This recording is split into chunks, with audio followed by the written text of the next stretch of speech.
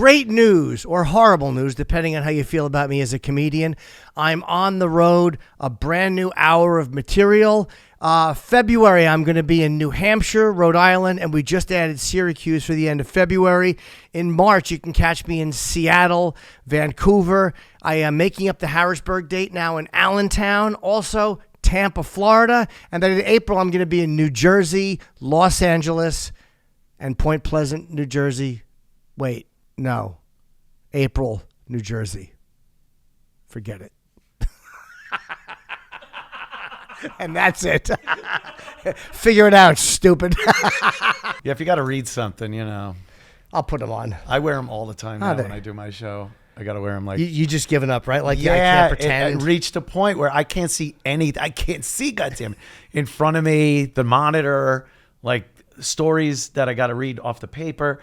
I'm just like, fuck it. So I put it on, and now you get, oh, he looks like De Niro in Casino. I'm like, hey, Pat Cooper, how you doing? Yeah. And it just becomes a part of it. Yeah, it's whatever. It's what it is. What am I going to do? Are we recording? Yeah. Oh, we're good. Okay, good. I always remind him to record. Meanwhile, he records everybody, and he knows what he's doing. He's a professional. Okay. He knows what he's doing. So we'll go on IG Live. You let me know when we're live, and I'll make sure to really kick it into gear. This is where you'll see how I shine. Yeah, this is where you're going to see what I can do. Yeah. Not much. Oh, yeah, we didn't have... Oh, I just put the video up. I say we didn't have any little picture of Anthony and I. Oh, no, but we got a video of that's which is great. Be funny if no one called in. You get no calls. Oh, yuck. You know what we should just do? We should just sit here and like awkwardly talk and have nothing so nobody wants to hear it. Really. So how's the weather been? Pretty... Dude, it's pretty been cold, crazy, huh? Yeah. How about North Carolina? South. Cool. It's the south one. It's been cold down there though too, so it's it wasn't as bad coming up to New York into the cold because it was already cold down there. So let me write this down. Yeah. What airline did you come up on? Delta. Ah. Yeah. Oh, that's a whole nother story. Please, I'd love to hear it. Well, we boarded at the appropriate time and we want to do a fucking hour of that. Oh, that's my dream. Wouldn't that be great? Just mundane, awkward details like you never met before. Awkward silences and just looking around. Going, a nice place you got here. Those are the worst. We had... Was that Cork? What is that from? King of Comedy. Oh, yeah. We had Chaz Palminteri on. I saw some of the clips. I can't wait to watch the whole show. He's a good guy, though, right? He was great. And he does his podcast. And he was talking about how much he dislikes when somebody won't talk. Like when somebody just won't answer or he called it pulling teeth. It was one of the most uncomfortable things that could happen if you have a show. Guy who just won't answer questions. Not even being aloof, but a guy who's just like, yeah. No. What are you doing? What is this? It's a deposition. Yeah. How about some fucking personality in this? Ming, I got to go to show personal. I'm so happy you're here, though. Yes. Why are you guys in New York? It wasn't for your doctor appointment. No. I'm all good there. I think maybe 6 more months. I'll come back and get a checkup. But no, it was Missy's birthday, so we came down and had dinner with her family and my family, and then I'm doing Legion of Skanks also. This is probably going to air after. It will. You will have heard Anthony and I on Legion of Skanks. Yes. And I haven't done that show in quite some time, being down there in South Carolina. But I talked to Lewis a lot. Yeah. And it was, decided that myself, you, and Ari Shafir would make a bang-up show, which I can imagine it will be a lot of fun, yes. Yeah, I last time I did it, it was fun to do, but I remember saying, I want to do this with Ant. I think this would be so fun to do together. So I'm happy that you're here and it worked out and I'm in town. So by the time you're hearing this on the podcast, right now you're watching on Instagram, you'll see that it happened. They're like animals, though. Like I've done that show before, and I think it was the last time I did it, and it has to be over a year ago. And they like smoking weed. Mm-hmm. And doing dabs and stuff. And I figured, what the hell? I'll do one. And I took a giant hit and coughing my lungs up.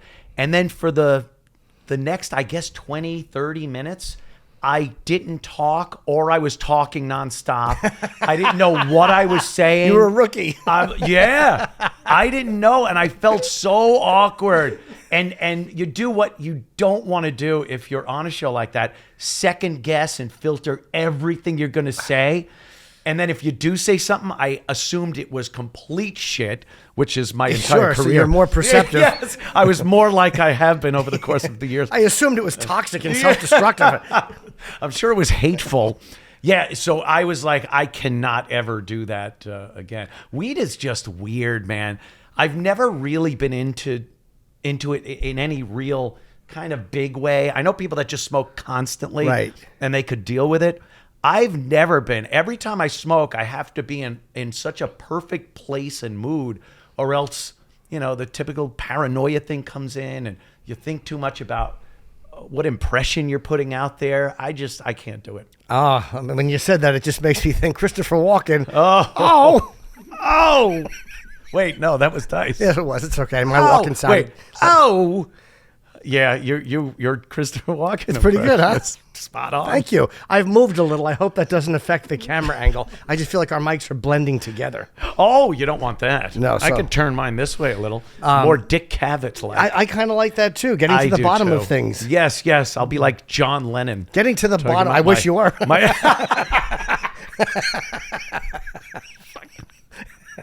It never ends. It never ends. 25 years. Is Anthony's single still good? Hi. Let's make sure I like to annoy fucking homeless people. Always.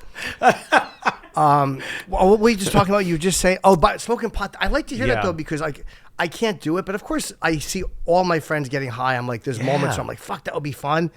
I would be exactly what you just described. It is. It's such a. I would smoke with. After Keith, the cop, retired from the department, he just started smoking weed. And I would go on the boat with him and his wife and Missy and everything, and we would smoke a lot of pot. And it was fun because I was in a good place. We were in a good mood. We were laughing. I had a few drinks in me too. But I can't imagine just, there are people wake up and just start smoking pot. And I cannot imagine how you could do what you need to do for the rest of the day high. There's different guys, a Rogan high is a guy who smokes, does jujitsu, goes hunting. Right. I'm not that guy. I'm a sit in the corner. Yeah. Paranoid. That's got to be an anomaly though, like Rogan. Because you hear a lot of people, and I've seen it. You smoke pot, you get lazy. You just want to sit around. You don't really get motivated to do anything. Right. And then, you got a guy like Rogan who's, bow hunting elk. Yeah. After he smokes some weed. I don't know if he's smoking and then doing that, but he's a guy that smokes pot. Yeah. So, and takes edibles and things like that, which is crazy too. Like the whole elevation of what weed has become, the fact that there are edibles, different types of weed. Do you do them or have you tried them? I tried one once a long fucking time ago, and it didn't do much for me because I was just nibbling. Yeah. I was nibbling. Yeah. Because I was afraid. Yeah. You were like me in 5th grade with a bully. Just putting my tongue on it, Just seeing what happened. Just the tip of the edible, of the gummy. Hey, this gummy's wet. Yeah. So I don't know. Different people obviously react differently to different things and drugs and what have you. But I'm not a pot guy. No. Just never have been. But it makes me, and are we still on IG? Ooh. We're going to sign off. We're going to say call in 720-820-1337. Why would you want advice from either one of us? Oof. I have no idea. Bad advice. We could give plenty of that. And so people who are going to call in can still hear us chat. And if we decide we want to go to somebody, and you'll know if I'm done with a call, I'll do this. You'll know that's my signal. Subtle. But I get a little like being not with Sirius anymore. It's like I am a month into not having that job after 20 years. Oh my God. But there's 2 ways you can go with it. Yeah. And it's a little scary because you're scary, not there. right? I was going to ask you how much was it scary to how much of a relief in certain ways is it? It's the scary part is just knowing that the income isn't there. Right. But the relief is I got on this podcast. Again, it's going to take a while before I make the same, of course. But you got it. You got to spark it right up. Yes. And get right back into it. No laying down, taking vacations, stuff. You set this up immediately, and that's paramount. By the time they went back on the air, we had either 6 or 8 episodes banked, because I know, like, I don't want to look at, I should be getting up, like, you can't do that. No. Yeah, but you're a motivated guy. Desperate. I'm a desperate guy. Yeah, desperate. I confuse desperation for motivation. Yes. Desperation and motivation. Yeah, motivated people don't pay for pussy. Desperate people don't even need it. I fucking half a fruit. Half? 2 halves of a fruit, I meant to say. Put them together, make a whole fruit. But it is having that thing, and you did that, like, when you got fired. Yes, you were up. I want to say it was within 3 days you were on fucking, you had something going? I was doing something from my basement in that way, but we were already getting the logistics in place to be like, hey, here's my show now. This is what we're doing. Not just goofing around in the basement, which was live from the compound kind of a thing. I wanted to have it as an actual show scheduled every day, and did that for 10 years. But yeah, scary, especially like you left on your own accord. Yes and no. Yeah, okay. I understand they probably weren't giving you what you wanted to stay, what you needed to stay there. But you could have just said, yeah, all right. Yes. And a few more years. And again, it's kind of nice. You open up your bank account and you see your direct deposit went in there. And, when I got the boot, it was like, hey, we got to do something. Yeah. We got to, make a show. But it was scary like that. But to leave because you're just like, I can do something else. I could do something better. I'm leaving this situation that I'm not completely happy with. That's a bold move. It was one of those things where I for 3 years I saw it coming. I would tell my managers, my wife, I'm like, this is what's going to happen. So I was dumping money to the mortgage. Like, I'm never going to be beholden. Right. Like you don't have a fucking gun at your head and go, I have to do this. But they started to go. Look, I'm not even mad at Sirius. Like, they bought me 2 apartments. Like, as much as the way they did this was shitty. Yeah. I had 20 years there. Yeah. I mean, I had a whole full life there. I can't sit there and go, fuck that. Like, it's business. That is true. It's business. It's business, not People personal. don't understand that part of it. It's business. And they did do something kind of sneaky, like where we were negotiating, they gave me a low ball, like really low ball.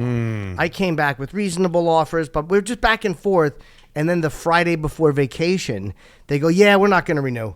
They just dropped the ball like that. Like, that's it. No negotiation anymore. While Goodbye. we were negotiating. So I think they had it kind of planned out where they wanted to. They didn't even approach me until we only had 4 shows for the year left. Wow. So I think that they had a different creative vision and they wanted to cut the salary.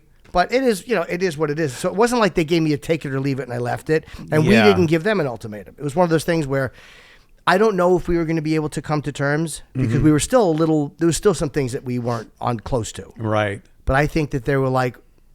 Do you think if you would have just given up and said, when they said, we're done, we're not renewing, if you would have went, all right, whatever your last deal was, I'll take that. Do you think they would have done it? Or if they say, no, that ship sailed? No, I don't think that they wanted to do it. Okay. All right. Here's why I say that. Because they let McClure call me. They didn't even call the agent. McClure, as a courtesy, called me personally and goes, look, I'm like, well, we're still in negotiations. Yeah. And he goes, no, I know, but that opened up different conversations about where they want creatively to go. Ooh, that sounds like an upstairs 100% conversation. 100%. It was like we negotiate up to Gary, who's a good dude. Gary was a nice guy. And then when the big bosses came back, conveniently they came back on the Thursday. Oh. When we were off after that. Right. So yeah, I felt that it was something that they had discussed at the very, like, let's just move forward with a more pop culture friendly, whatever. Good luck to them. I don't care. But you doing this, I mean, this format is huge now. And if people are talented, they do very well. So I wish you luck. I was going to say, but sometimes you don't even need that. You just need a nice apartment, right? Yeah. And good guests. You need good guests. Right, just good guests. Yes, which hopefully I'll get.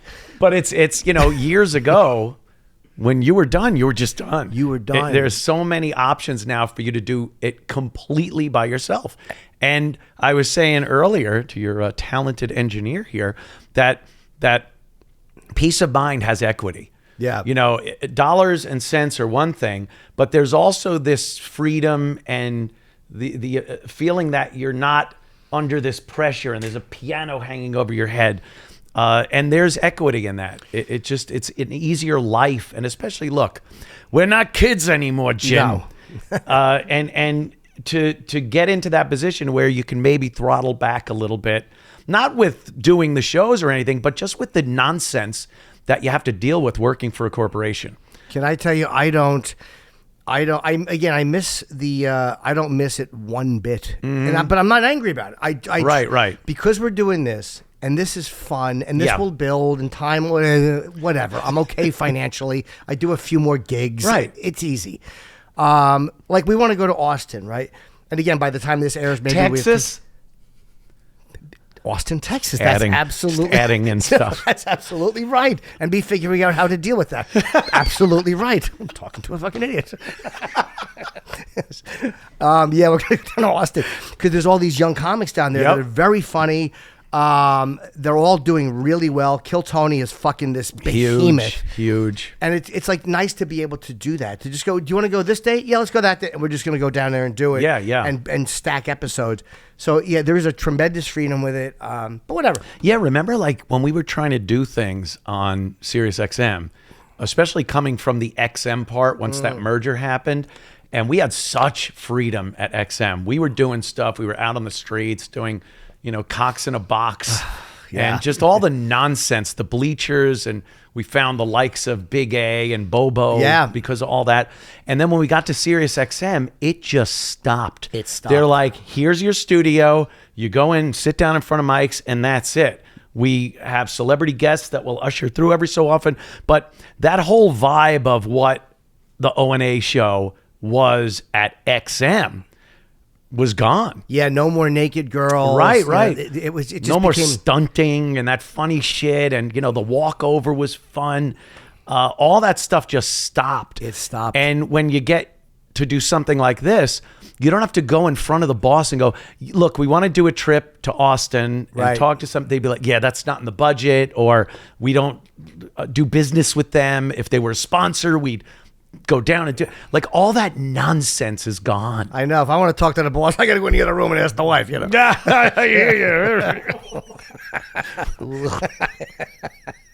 I like Jimmy gave me a goblet from fucking Lord of the Rings. Yes, Queen Henry is drinking. Oh, it's yours? Anthony is drinking a goblet, and there's champagne in that. It's a mimosa, champagne, and OJ. It's great. It's a great combination. Kind of a gay drink, but it's really it's okay. Handles a marital situation. It's my OJ. I'm getting my morning orange. I was thinking of the guy. The hero among men for a banana. He's passed on. Poor OJ got railroaded. And the thing he went to jail for, I actually think he was right on. I think he was too. The fascinating part is he made it through his entire life, lived pretty good life. Yeah. The guy, had to go through the prison thing for that ridiculous stealing his own shit back. But when he got out, he's hanging out with pretty girls. He's golfing on a beautiful course every day, crystal blue skies above him. He's talking on social media about football, which he kept very involved and knowledgeable in. Yeah. And all he had to deal with was every comment calling him a murderer. Sure. And it was funny. You'd go into his, the comments he would hide. It's like, do you not know people can look at them? We could still look. People can still look. It's like, OJ, great take on the Rams this weekend. Oh, by the way, when you murdered your wife and her friend, it's like, they set him up a little. Like he's reading, here's a good one. And then, right, I'm a murderer. Yeah, that running back was really cutting and slicing up there. All right, we understand. I see where this is going. We know what you're trying to talk about. Yeah, so rest in peace to a great... Let's take a call. We have some calls. Ooh, callers. People need advice from a couple. We are willing to give advice. Yes. I think through, especially me, my years on this mortal coil, this big blue marble, I think I've accrued and acquired some knowledge that I can impart upon the people. Yes, on somebody perhaps struggling with something. I'm sure Anthony or myself has had experience with it and conquered it successwant There you go. Unless it's alcoholism or sex addiction, in which case we cannot help you. Oh, thanks. All right. Yes. You want to know how to stop watching porn? Don't ask me. I don't know. She smokes pot, passes out. Oh, I'm in the next room. Jerking up a storm. All right, who's on the phone? Hey guys, I've been doing stand-up for 7 years out of the Philadelphia area, and I'm wondering how you guys deal with professional jealousy, like other, comics or talent, getting booked or getting things. Do you feel the jealousy? Yeah, shit like that. Do you feel jealous? Oh, absolutely. That's a good question. How do you deal with it? Do you feel any jealousies? Yes. You do? I do. Especially we've had a great ride on radio. Yeah. And, when you look at the pinnacle of what we did, and there's no realistic idea that you stay there. Yes. And then you go through your ebbs and flows, and, some people start doing much better than you. Yeah. And there is sort of God, like, why didn't I think of that? Or what do I need to do to get myself up to this level again? I think that's anyone in entertainment. They look at other things, because my buddy Adam Ferrara, Yes. we would talk and he'd be petrified when a gig would stop, like The Job or the other one with the fire department that he was in, Rescue Me. Rescue Me, yeah. And when that ends, he goes, I would just sit there in a unbelievably depressed state watching other people advance and think, like, is that it? Am I now done? I'm never getting another gig again. And I think people in entertainment just have that mindset. Yeah, because you don't take, it's not a normal... you feel like you got lucky with every gig you got. And in a way, you're right. And in a way, it is a lot of luck, being at the right place, right time. It's also the hard work. It's a lot of times it's the perfect combination. Yes. Which makes it. So I try to just look at it realistically. Like, I'm not jealous of Rogan. Why? Because I wasn't the UFC announcer from Fear Factor who was talking about all these interesting things. Right. It wasn't like I tried to do that and failed. Yeah, and they didn't just hand it to him. He's been doing it this for guy has 15 been years. doing a lot of stuff that led up to that podcast. It wasn't just like they plucked this guy. Yeah, the UFC thing was huge, getting him... people knowing who he was. They knew he was as a UFC guy. And that fits in really well with the guy-oriented podcast thing. Yeah. So... you can't be jealous and going, well, why him and not me? That's mental. It's crazy. And it's like, I try to really balance. I very rarely will get that feeling, because I like funny people, like guys who are doing stand-up and doing arenas. What the fuck am I mad at that? Like, they're funny. Like, I knew they were funny. It's why I was friends with them. Envy is different than jealousy, right? You could envy something and wish that you had that. But I think jealousy has more animosity and in there's it. an ugliness to it, Yes, and yes. a fucking and an entitlement to it. Envy doesn't Right, you're necessarily... entitled to it. Yes. You could look and go, wow, that would be nice. Or you could look and go, fuck him, that should be me. Why not me? Right, me. Yeah, and I just don't. Even when guys are doing stand-up and they're getting Netflix specials, I'm like, fuck, I would love to do another one. But I never think, how come that guy's doing it, not me? Like, never. Right. I just, my mind doesn't work that way. Yeah, so it's more, and not even envy, because that even has some bad connotations to it. Yeah. Like you're shitting on that person in some way. But yeah, I've felt that way more so than jealousy. Yeah, it's like I'm like, get back on the horse, and by that I mean double thumb my Under nipples. it. All right. That fella, he told me he'd hold it, and old geez. Mr. Hands. Oh, remember that one? Oh, my favorite. Oh, you don't have a grip that tight, my friend. Oh, good old Kenny That was Pinion. going right to the cerebellum. Next on the telephone with Anthony and Jim. What do you got? Yeah, what do you got? Hey, I got a question, or I guess advice, and I guess this helps with Ann because you had your heart stuff. Give us your name, Buckaroo. What's your name? Welcome to the program. Oh yeah, sorry. It's Robbie. And Jamie, I'm going to see you in Tampa in a few months, so I'm excited for that. Oh, Nice. awesome. That sounds like a threat, like the end of talk radio. I'm going to see you. I'll see you in Tampa, See my you in friend. Tampa. Yeah, if you You're don't give me dead. good advice, it's going to be bad. You're a dead fucker. Oh, God Remember that guy? forbid. Yes. Denver. I pray to see that guy every time I walk out the door. So does everyone else. Yes, you're on the. Sorry, sir, you're on the phone. Go on now. So I've been having like heart problems, like AFib, Broken. regular heartbeat. It's a love issue. And I just, Oh, hold on. You said AFib, so he's not even No. telling the truth. Oh, shit. Fuck yeah. Oh, fucking hold on a second. Heart. I got like beeline. Yes, sir. AFib. Yes. Yeah, how do you deal with like heart stuff when you know you're just gonna like die one day from it? Jesus. Well, I think, as you get older, you start whittling down what the bottom line's going to be. Yes. And, you look at your family history and go, okay, it's heart disease, cancer, or Alzheimer's. It's one of the. Thank you for the call, sir. Yeah. It's one of those. It's one of those. And, the fucked up thing is when you're a young guy, you're feeling invincible, indestructible, going around, and the thought of an ending to the whole thing is very traumatizing. Yes. Because you're involved in so much stuff and you're so young, you've had a little taste of life and everything. And I'm not saying you relegate or kind of just think, oh, well, death is around the corner. Yeah. But there's a certain aspect of peace, I guess. With it? Yeah, you start accepting mortality and thinking like, it's part of what it is. And if you deal with health issues and they patch you up and send you back out, hey, that's better than the alternative, It's which borrowed is time. you're already in Yeah. a box. So yeah, you just keep living your best life.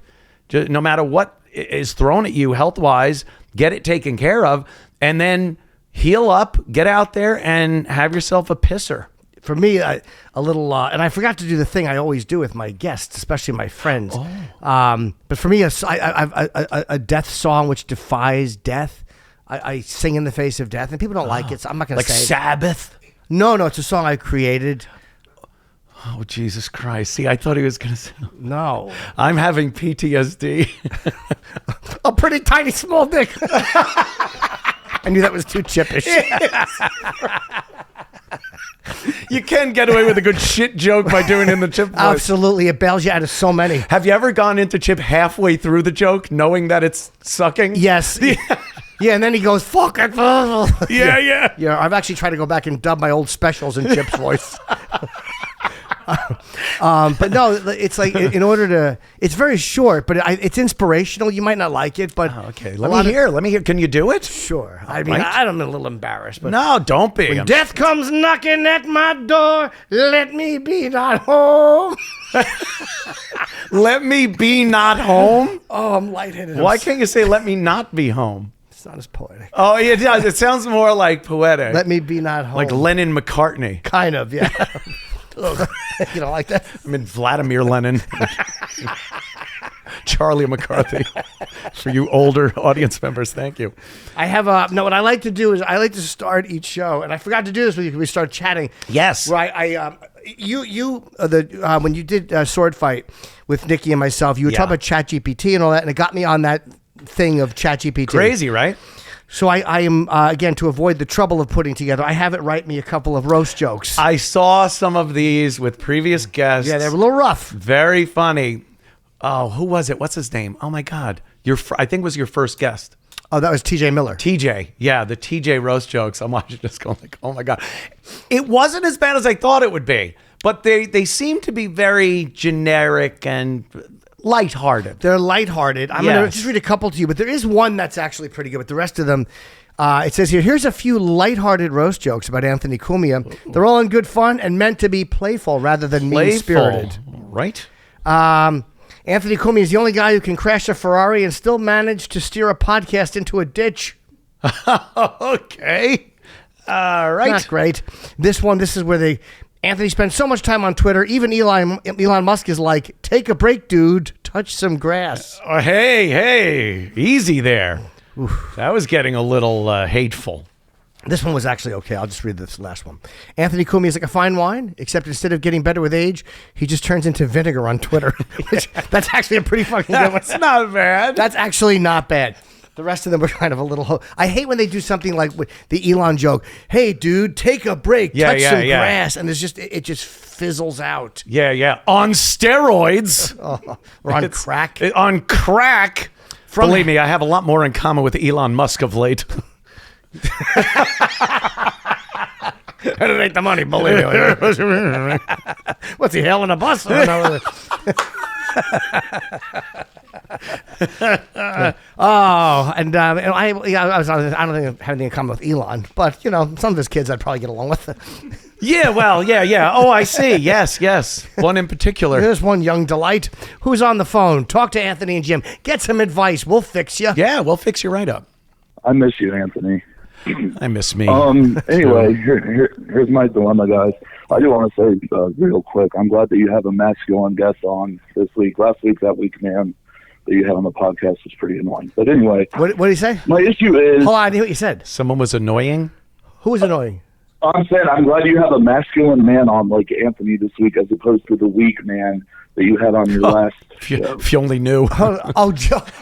He's talking about Joe List. Joe List. Because we got a phone call from a woman who was saying what a weak man he sounded like. Wow. It was a very funny call, who a lot of people suspect was Karen Feehan. Oh, okay. And who stupid Joe List and me did not recognize Hilarious. was Karen Feehan. Okay, she could be brutal. And she called in as a fat lady named Dottie and just fucking said, Joe, you sound like a weak man. And I was so happy. Shit.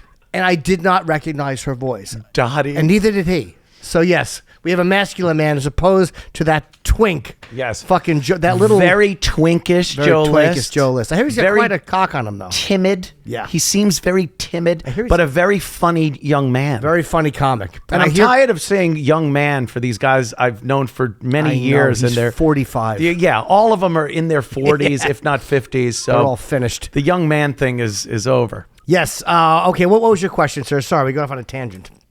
Okay, so me and one of my buddies at work, we kind of got ourselves into a situation. We work in, I guess, an academic setting. Mm-hmm. So, like, probably around a year ago, we started trying to, like, troll a little bit and one-up each other.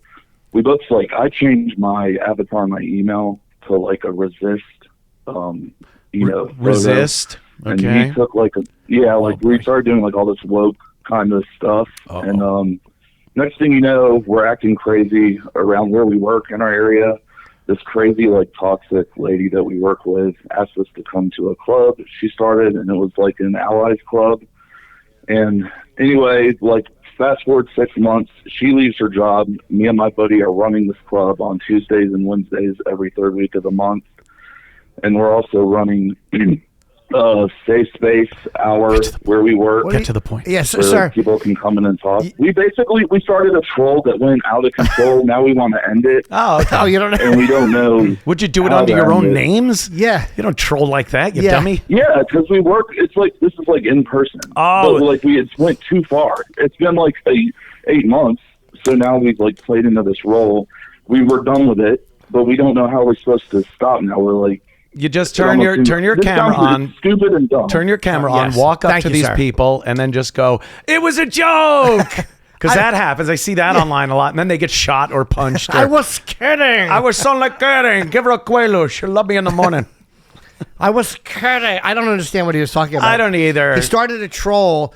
Then all of a sudden he started doing something. So I don't know if he was referencing something or if he just got kind of caught up in something at work and like, how do we stop doing I think it's snowballed, as it's they just call it. And not the good kind. No.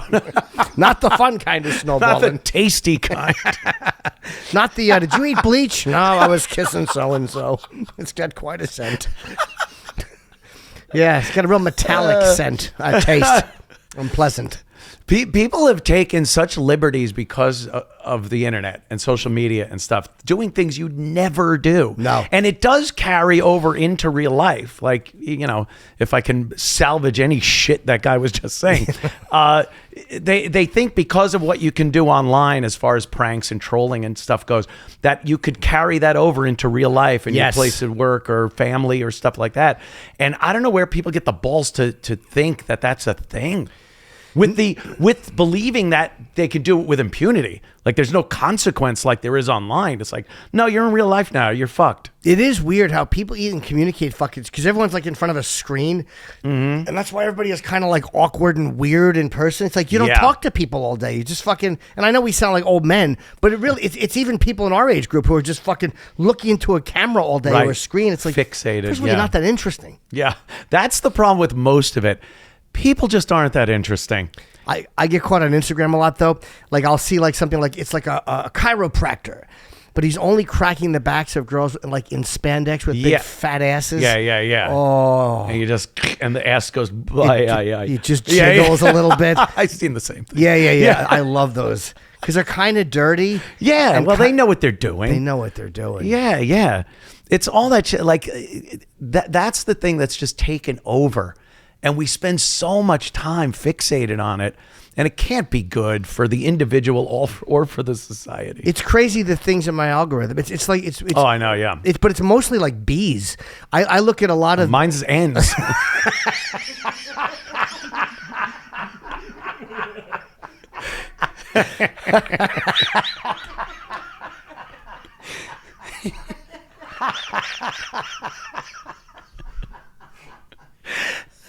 Oh, you still got it. The worst. Terrible person. Yeah. Yeah, how about those algorithms? I got you. Oh my god. Like I'm looking at those Japanese. I'm looking at those Japanese. Oh, the Japanese hornets. Those giant. And there's one account. There's a guy.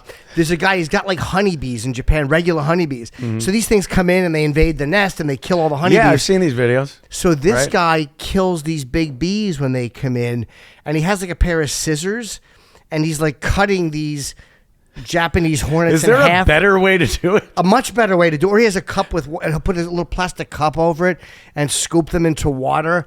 I saw one where he grabbed it with his hand and he just beat the bee against the fucking. He grabbed it by the wings and beat it. It sounds personal. Yeah, he really hates like these instead of just things. taking them all, doing something to kill a lot.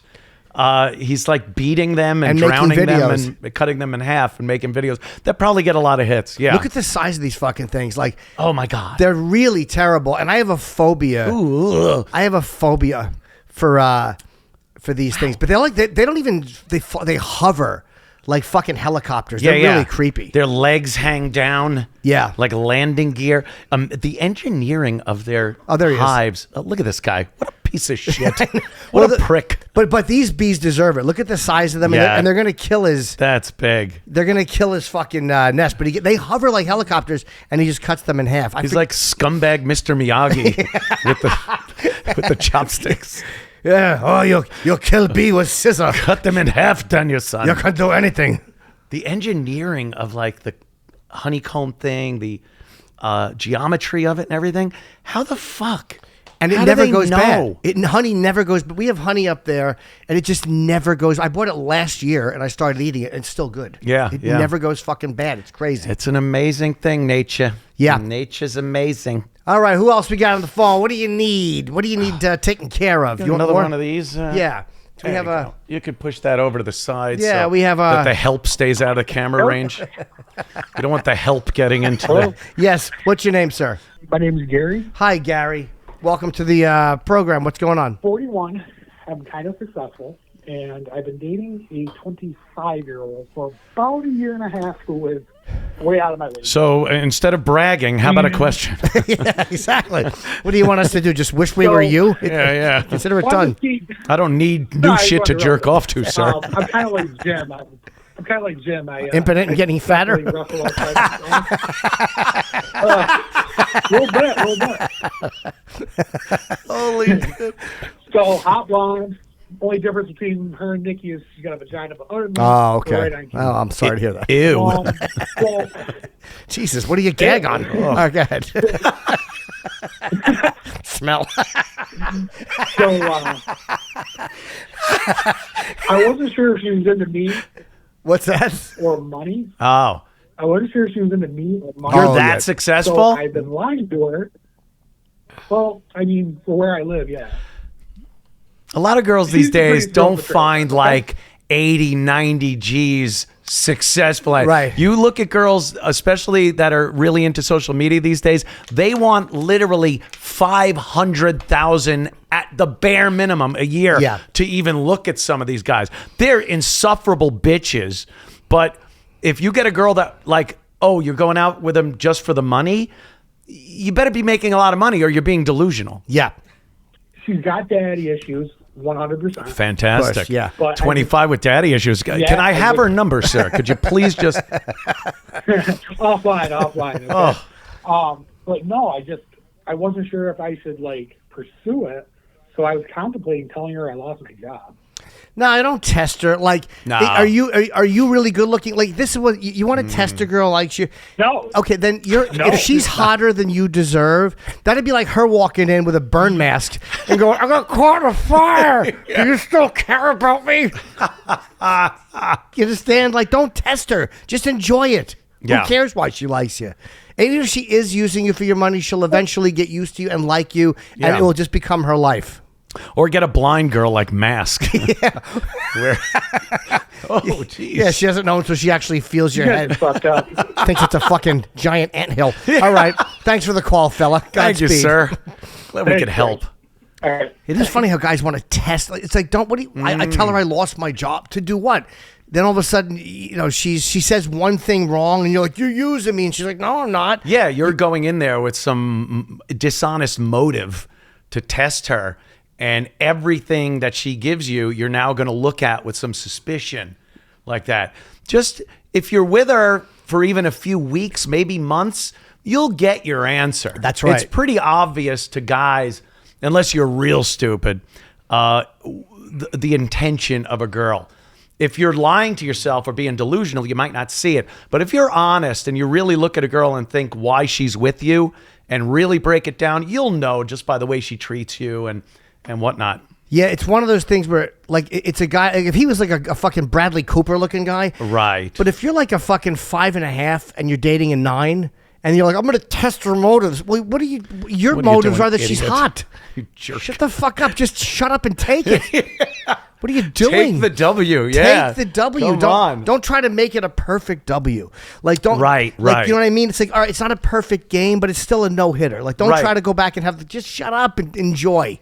Have you found that of late, and by that I mean like maybe decades, a couple of decades, that guys aren't really good at judging girls' intentions? And I think both ways. It works both ways because of social media and the internet. We're not getting face-to-face contact where you can really, you don't realize how much information you get talking to somebody by looking at their face Yes. and eyes. Are they distracted? Are they looking away? Yeah. When they're talking, like a lot comes from just that eye-to-eye meeting, and I think that has been unbelievably damaging to relationships. These Yeah, days. and there's no like it's body language stuff. Yeah. Weird, like do they lean in? Do they shy away? Do they touch? Do they not? Like, yeah, you read people's intentions more when you're in person than and I do think people are losing Do they that. want more money when you're dealing it out? Absolutely. The old thumb lick. Well, we've all done that before, haven't we? Yeah, here you go. And then she looks a little bit. It's like when Gandolfini, when he wants the more money from for the Ralphie horse, Sofretto. from Ralphie with the horse, he just looked at his hand. He peels off some more. Okay, all right. Yeah, but in person, you definitely get a better. Yeah. You pick up somebody's energy a lot. And again, better. this sounds old, but that pickup at a bar, the balls it took to cold walk up to somebody. That's right. And start some kind of conversation. You'd stand at the bar next to somebody that maybe you're attracted to and wait for an opening, wait for them to say something, an opportunity for you to go, yeah, that piece of shit, whatever it is. But that's gone. That's a lost art. Yeah, I know. I my opening line. I was actually pretty good at cold calling. Oh. If I was sitting there having a beverage, I would lean in and go, "My grandmother's such a." And it was your grandmother that was. And she would be like, "No, not you. The other one. I mean." No, you're aces. The other ones are fucking. All right. Who needs help from? Yes. We're here to help. What's going on? My name's Wop. Your name is what? Wop, like a greasy Italian Wop. Hi, Wop. How are you? Oh, okay. Good. I just wanted to call in and ask, where do you find these pussies that call in? Jesus Christ. This last guy. is he out of his Where are mind? you calling from? No, I mean, this last guy. Oh, should I test her? Should I test her? No. Fucking give her a $500 bill and tell her to suck you from the back. It's your only shot. Well, yeah, the whole "fuck you from the back" you thing back. might be a hard sell from a gal unless she's a really good girl or has a especially for Suck you just from the back. $500 Suck you, bucks. not oh fuck suck you from the back. Sorry, that's just my mind. Like a rusty trombone? Yeah, And hands. then the other guy with the fucking AFib. Oh, what should I do? Go out like a fucking man doing fucking blow with hookers in a Vegas hotel room. What the fuck is this guy's problem? But that's not a good way to go out. That's a great story to tell when you get back. That's not a good way to die. Right. Because you seem like you're out of your league. If you die with hookers and blow and people are like, I couldn't handle it. Yeah, you went too far. You went too far. Yeah, I get it. I mean, he's calling Jim Norton and Anthony Cumia for fucking health advice. He's already down the river. But you really couldn't be right now. If you're on a stool and you're trying to find if the rafter holds or not, that's healthier than asking us for fucking life advice. Have you just carved your name in a beam? All right. Yeah. Thanks for the call, fella. We have a lot of calls to get Hey, to. I just wanted to call in, man. I love you guys. Thank you, Of man. course you do. Appreciate We're it. lovable. Thank you Yes. very much. Do you hear See you about guys. people who do this thing where there's women, they say now like these Vegas hookers or wherever will put stuff on their tits to like make you, to knock you out? Like on Wow. your, like it's, I don't know if it's Rohypnol or whatever it is, but they'll put it on their nipples. Of course, you know the name. I don't know if it is. What's on that bottle up there? Read Yeah, it to hold me. on. Is it succinylcholine? I don't know. Good forensic It files. sure is. Yeah, They bottle. can't feel anything. They just stare straight ahead. Oh, well, they- some ghoul is stabbing you to choking you to death. I got that from The Exorcist 3. Oh, was it? Do you? That's where I got the name succinylcholine. It was a. You remember the movie where? Oh, yeah. It's about the Gemini killer. He puts it in the left hand, and the thing he used to drug people was succinylcholine. Yeah. And I just thought that was such a funny name. It's used all the time on forensic files when you watch that. Yeah. And he used succinylcholine. And you go, oh, okay. Where can I get some of that? Yeah, it just knocks people out, need and that. they can feel it, but you can do whatever you want. Oh, terrible. Yeah. So what was it? Oh, the drug they put on the tits. I thought it was like an urban myth, but I think that this actually happens. Like, and it makes sense because they just rob your jewelry when you pass out. Yeah. And they leave. They take your watch. Oh, jeez. Because you come up and you're like, I'll put my watch in the drawer, and she won't do anything. But if you pass out, I guess you have to ingest it because they would, if it was absorbed through the skin, I would assume they would fall asleep. Right. But yeah, they're probably sucking and licking, fucking sucking. man, $125 watch. $125K watch stolen after woman drugs him in Vegas hotel. But did she drug his drink or was it through her tits? What But a you're right though. What if story. it seeps into the skin? Yeah, I it didn't seems think a of little that. dangerous to have poison or some kind of tranquilizer on you, on your person. But, I wouldn't put it past them. They probably don't think ahead a lot, these girls. No. And, I would think a pimp, though, would have to come up with that idea. I don't think a hooker would just, unless it's a movie hooker where they're brilliant and Yeah, beautiful. Yeah. Don't have cocks. The worst kind of hooker. What am I paying for? Exactly. I mean, I bring a ruler on a date. I'm like, I read the ad. I want to see. Wait, like fucking, Hold on. like Napoleon or something? A ruler. Oh, goddamn. I Like- didn't even get it. Oh, wait, Caesar? I thought you were talking about French crullers. Like the salad? Who's on the phone? I cannot stop doing it. Neither can It's I. been years I know. since you did Chip. I know. And every day something comes up, or I at least go, It's the perfect answer to like a terrible joke a person Yeah. doesn't know they're Yes. making. There's been so many times in like out of context situations where I want to do it, and I know nobody would get it. It just wouldn't feel. yeah. Oh, you're unmuted. Sorry, sir. What's up? Or ma'am.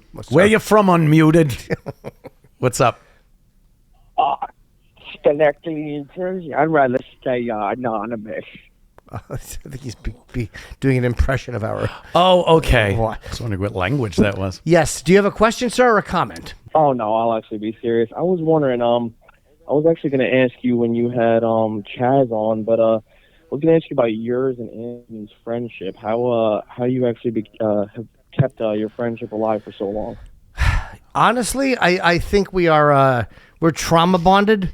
I love that. But no, Anthony and I it really is 20 years, more than 20 years. I know. And you just keep in touch with somebody. If you love somebody, you love the person. You don't stop. You keep in touch, and you just know the second you hook back up and hang out for 10 minutes sometimes, and it just takes right back up where it left off. Yeah. There's no uncomfortability there or anything. It's just, and we have a lot of similar.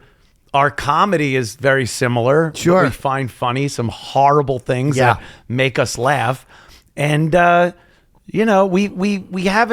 we've been faithful, trusting, and friends for many years. Yeah. I mean, I don't know what, it's kind of a tough question. What makes a friendship? One person you could be friends with for completely different reasons than another person, but you're still friends. But I guess the basics is that, they're not going to fuck you over. But that doesn't, that alone isn't what makes a good friend. It's having a lot in common and accepting and not judging and not fucking being an asshole. Shit like that. Yeah. And that's the way it's been for, 20 years. It is crazy, right? But it's also like, it's not just like me and Anthony would talk about stuff, and like you've told me things and I've told you things as people that goes beyond just like, oh, he's really funny. And I'm like, if you're really friends with somebody, if it's a legit friendship, it goes beyond just having good on-air chemistry. It's you talk about real life shit. Real life stuff, what affects you. Yeah. And, you're not asking someone advice. Right. And saying, hey, what's your advice to me on this? But just talking, you get a good feel about that. And the person, your friend, will just through talking, you could kind of figure things out and go, yeah, that makes sense. Yeah, you know each other very well. That's how you know you're legit friends, when you know things about each other that aren't public. And they're not even bad things. They're just things that friends know about each other. They're like family things or whatever. Felonies. Well, if not, how else is a fella going to stand? Fuck, wait a minute. Fella ankles? What kind of crime is that? This is a crime.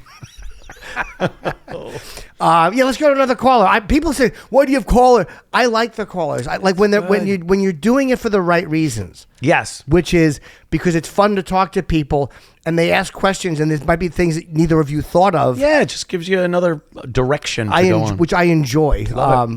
As long as it's not being used to make up for a lack of having something to say. Yes, you're on the phone. They hung up, actually. Oh, they hung up? I hope they're dead. Yeah, prick. Yeah, maybe it was a car wreck. We'll cut the fat.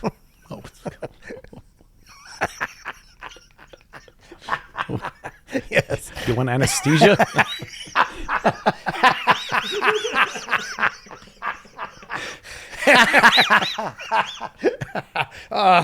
I should be killed. No, God forbid. Oh, what a blimp. Oh, the holidays got away from me. The holidays. Yeah, they sure did. I know. It's crazy. We're already well into 2025. It is fucking crazy. Obviously, on the ONA show, people would like to call and just talk to us. They would sometimes, truckers. It was nice. I mean, they would just talk about those nothing. Poor bastards. They just needed someone to talk to. The guy would look at the sign, it was exit 15, and be like, I'm going to keep these guys on till exit 49 when I got to get off. And I'm like, sir, you just got to wrap it up. I hope a retread goes out on you and end up in the ditch. They love to talk. Yeah. Truckers love to talk. Yeah. And Sirius was, satellite, so you could just listen the entire trip to something, which is so weird now because remember when internet was, you would listen to something and within 5 minutes, the cell had a switch or something. Now it's in your car and you can listen to whatever the fuck you want for as long as you want. And, that's another thing that kind of, I'm not shitting on satellite, but it kind of was a technology that had this very limited window. Yes. And then everything caught up to it. Like Blockbuster Video, same thing. The rental of VHS tapes. Right. We went from movies where you went to the movie to that, and then very quickly to streaming services. So it filled a void for a very limited period of time. And I think satellite did that too. Oh, I could listen to music across the entire country without interruption. And it's like, well, I could do that on my phone. Yeah. Which ties right into my dashboard now. And now Spotify is here and fucking Apple Music and all that shit. Make your own, like I have a radio station that is just Anthony's songs, a lot of marches from the 40s. But that reminds me of a beer hall. Let's hear what that speech is about. I'm picturing a U-boat surfacing. It's beautiful, but it filled a niche for a limited amount of time. It did, but then they didn't seem to keep up with the fact that the people it's the live element of it that's going to keep people coming back. That's the only unique thing. Yeah. If you want to program your own music for 3 hours, you want your playlist to play, there are plenty of venues for that. Yeah. And you could literally pick what you're listening to. Satellite, they're still giving you their choices. And people just don't do that anymore, especially younger people. It's like what regular radio did when satellite came around. They handled the exact same way. Terribly. They made the same mistake because it's a lot of older people who don't want to lose. They're like, let me just keep this going for 5 or 6 more years, but they don't care that you're slaughtering the technology. No, and they see the new technology coming and they go, yeah, it's nothing. Don't worry about it. Yeah, we're good. And then, good. Uh-oh. It takes over. Whoa. Who's on the phone with Ant and Jim? Oh! Hey, how are you doing, fellas? My name is Russ. Hi, Russ. How are you? Doing all right. I had a sort of comedy question. I moved to New York back in the laughing hat on. Idea to start a career. So I did my first set recently, about 10 minutes, maybe too much for a first set. But my question was about sort of starting out, like time management. Should I take a part-time job and just try to hustle, open mics, just about every weeknight or over the weekend, or how do you guys? You got to get your rent paid. I mean, you definitely got to pay your rent. So as long as the part-time job pays what you needed to pay your rent. Yeah. 10 minutes of open mic isn't going to get you an apartment. No, not at all. I lived with my parents till I was 30. Sure. That helped. Oh, yeah. It helped a lot. I was literally going on the O&A show and then going home to mother and father. Yeah. It really was gross. Hey. Well, I'm in an okay situation there. I sold my house in 2022, so I'm sitting on a little bit of, I guess you could say, coasting money. How did you afford a house? Well, I wasn't living in New York. That helps. All right, where are you living? Well, I am now, but I was living in North Carolina. I sold it. I got separated a couple of years ago. Oh boy. And lived abroad a bit. So you had now it. So you, lived hold on. You had to split the money with the wife when you sold the house, right? Yeah. And it was amicable, 50-50, thankfully. I mean, it was a nasty relationship. Yeah, they usually are when they end in divorce. They never end well. Like whenever you do like any type of a separation, it's impossible to do at night unless you both just go, "Wow, I'm done. It's very rare that happens. When you own common items, especially the likes of a house and never mind, fuck kids. You now have a relationship with this person that goes beyond just, hey, we don't even like each other anymore later. Now you got to divvy up finances, raise kids until they're at least 18. And then even after that, you're going to be together for holidays sometimes. Or kids' fucking soccer games or whatever it is they do. Oh, jeez. Got to sit there and look at her. You know that scene in The Apostle when Robert Duvall sees the woman with the guy at the kids' event and just beats him to death? Like, that's what happens. You just can't handle that your family is now with this fucking guy. With some other guy. And especially when you get those cases where the woman gets the house. Yeah. And another guy, your kids. How does a man deal with that shit? With someone living in their house. Well, sometimes they don't deal with it. Yes. I've seen a few times where they... Smith & Wesson deals with it. Yes, there are times where... Two of my best friends dealt with the problem. There are times where that's handled rather aggressively. Yes. That's terrifying. And it's, again, like Chris Rock said, I don't condone it, but I understand. You're just crazy. You can't... A guy can snap under that kind of, fuck you.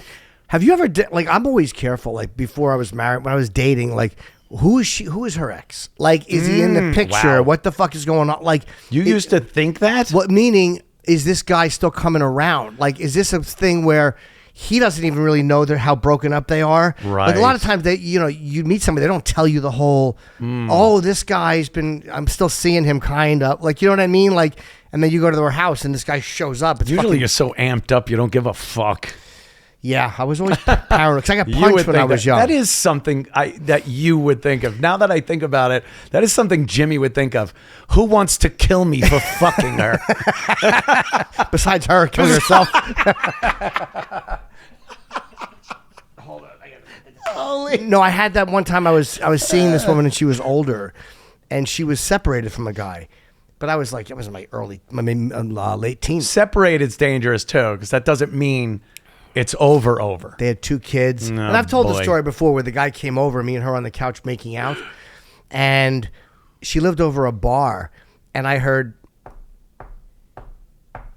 And I thought somebody at the bar is hitting the ceiling with a broom or something. I hope that guy's not around. And I never forget, she went, oh my God. And I was kissing her. And there was just the glow of the TV. It was pitch black. Sounds romantic.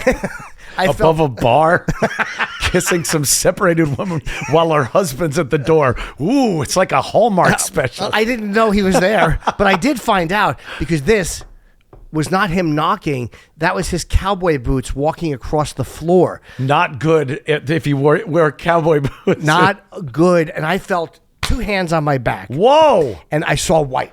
I just saw. Usually 2 hands on your back, you feel the white.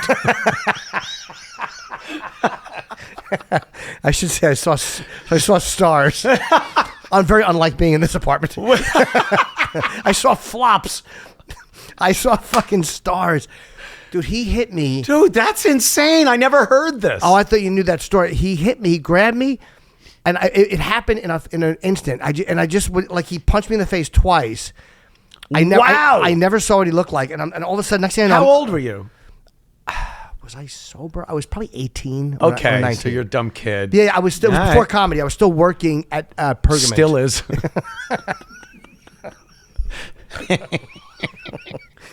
Terrible. We'll cut that out. Just cut cut the part out. Or he says I'm not good at comedy. It's bad for promotion. I was fucking. Next thing I know, I'm sitting on the floor of her, and he was standing up like. Whoa. And he was sober, and I had met him at a 12-step meeting. Holy and shit. Chatted briefly with He's him. doing 12 steps on your face. He sure did. Holy shit. You're going to have to make amends to me. And he said, he goes to her, he goes, I did cocaine tonight. And he was talking about me to nice her. to hear. He was going, I'm going to kill him. You know I have to kill him, right? And she had told me before, like, what a psychopath he was. He used to fight cops. Like, this guy was crazy. And well, you really wanted to fuck. she goes, after that, she's like... Danger's my middle name. Yeah. She calmed him down, and he remembered meeting me. And he remembered that I was nice to him. We didn't meet with her. And he goes to me... He said, all right. He calmed down. He goes, all right, look, I'll let you go home. She goes, look, me and you will talk to him. He just wanted to get back with her. She wasn't afraid of him like that. So he walks me to the door, and he goes, now, I know you knew she was my wife.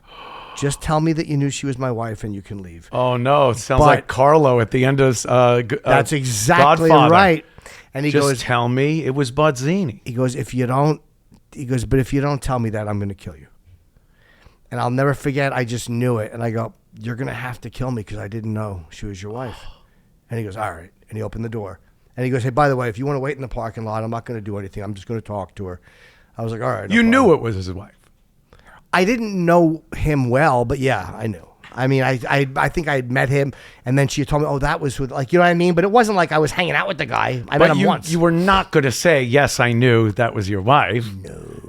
Holy shit. Because he and I didn't have a relationship. I had met him once. That's insane.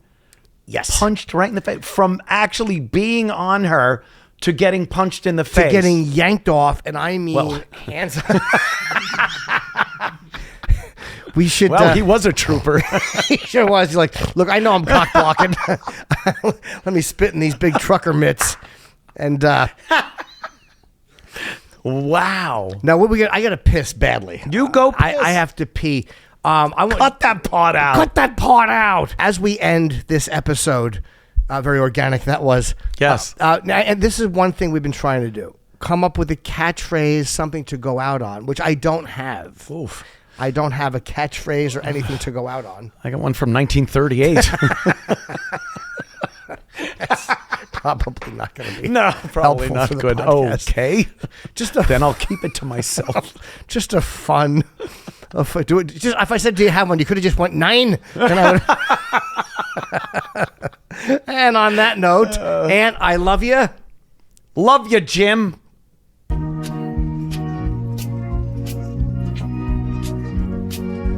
Thank you so much for calling my show. The episode's over, it's time to go. Good luck, stupid. Good luck, stupid. I hope everything works out.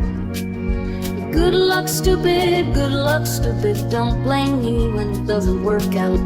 Good luck, stupid. Good luck, stupid. Don't blame me when it doesn't work out.